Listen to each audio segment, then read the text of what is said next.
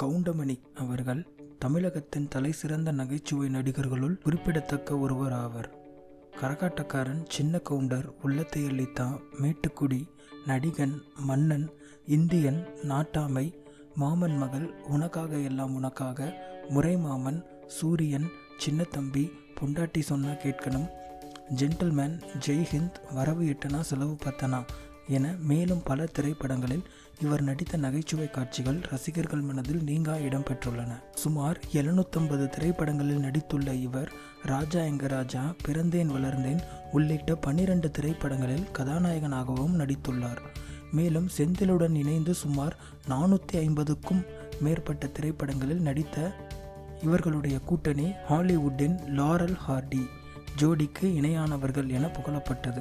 இவர் நடித்த ஆளினால் அழகுராஜா, வைதேகி காத்திருந்தாள், அம்மாவாசை, புதிய வார்ப்புகள், விஷமுறுக்கி வேலுசாமி, மண்ணுக்கேத்த பொண்ணு, ஐடியாமணி, மைடியர் மாத்தாண்டன், அஞ்சாத சிங்கம், மருதுபாண்டி, வரவு எட்டனா செலவு பத்தனா போன்ற திரைப்படத்தில் இவர் ஏற்று நடித்த கதாபாத்திரங்கள் மிகவும் பிரபலமாக பேசப்பட்டது.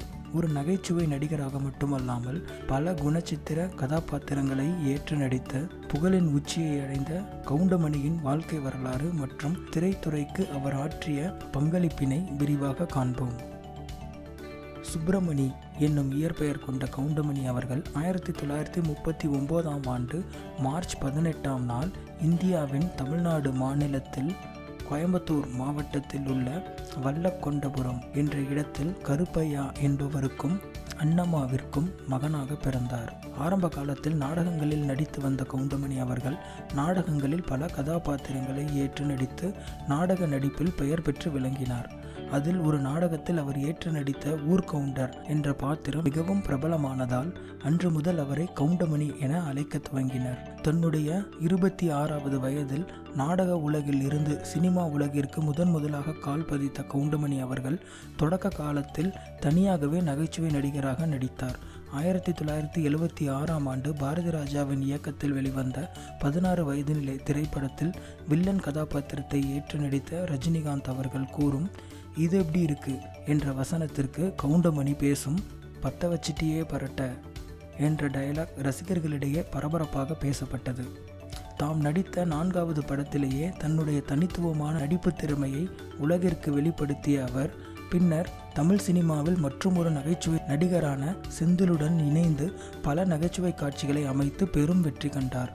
குறிப்பாக சொல்லப்போனால் எண்ணற்ற திரைப்படங்களில் இணைந்து நடித்த கவுண்டமணி செந்தில் என்ற கூட்டணி படிப்படியாக பல வெற்றி படிகளில் கால் பதித்து தமிழ் திரைப்படங்களில் ஒரு முக்கிய சக்தியாகவே மாற ஆரம்பித்து விட்டது. செந்திலுடன் இவர் இணைந்து நடித்த அனைத்து திரைப்படங்களில் நகைச்சுவைக்கு பஞ்சமில்லை என்றுதான் கூற வேண்டும். குறிப்பாக கரகாட்டக்காரன் திரைப்படத்தில் வந்த வாழைப்பழம் காமெடி, வைதேகி காத்திருந்தால் திரைப்படத்தில் ஏண்டா எப்ப பார்த்தாலும் எருமசாணியை மூஞ்சில் அப்புன மாதிரியே தெரிகிற, நாட்டாமை திரைப்படத்தில் இந்த டகால்ட்டி தானே வேணாங்கிறது, டேய் தகப்பா, சின்ன கவுண்டர் திரைப்படத்தில் ஆத்தா வாய மூடு ஆத்தா குழந்தை பயப்படுது என மேலும் பல திரைப்படங்களில் வெளிவந்த நகைச்சுவை காட்சிகள் இன்றளவும் மறக்க முடியாத நகைச்சுவை பதிவுகளாக இருந்து வருகிறது. அதிலும் 1989ஆம் ஆண்டு கங்கை அமரன் இயக்கத்தில் வெளியான கரகாட்டக்காரன் திரைப்படத்தில் வாழைப்பழம் காமெடி மிகவும் புகழ்பெற்ற நகைச்சுவை காட்சியாக முத்திரை பதித்து மேலும் நாராயணா இந்த கொசுத்தல்ல தாங்க முடியலடா சாமி மற்றும் அரசியல்ல இதெல்லாம் சாதாரணமப்பா, அடேங்கப்பா இது உலகமகா நடிப்படா சாமி போன்றவை சினிமா உலகம் இருக்கும் வரை தமிழ் திரைப்பட ரசிகர்களிடையே என்றென்றும் நிலைத்திருக்கும் என்பதை யாராலும் மறுக்க முடியாது.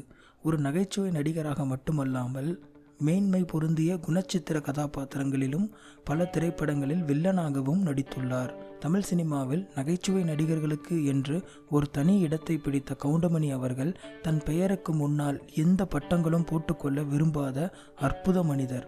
குறிப்பாக சொல்லப்போனால் இதுவரை தமிழ் சினிமாவில் நடித்த நகைச்சுவை நடிகர்கள் வரிசையில் கவுண்டமணி அவர்களுக்கு தனி இடம் உண்டு என்பதை யாராலும் மறுக்க முடியாது. கல்வி அறிவு எதுவும் இல்லாமல் நாடக நடிகராக தன்னுடைய வாழ்க்கையை துவங்கி அதன் பிறகு சினிமா துறையில் கால் பதித்து சுமார் 750 திரைப்படங்களுக்கு மேல் நடித்து கிட்டத்தட்ட 25 ஆண்டுகள் தமிழ் சினிமாவில் தவிர்க்க முடியாத ஆளுமையாக இருந்தார் என்பதில் எந்தவித ஐயமும் இல்லை. இந்த வீடியோ பிடிச்சிருந்தால் லைக் பண்ணுங்கள், இந்த சேனலுக்கு சப்ஸ்கிரைப் பண்ணுங்கள்.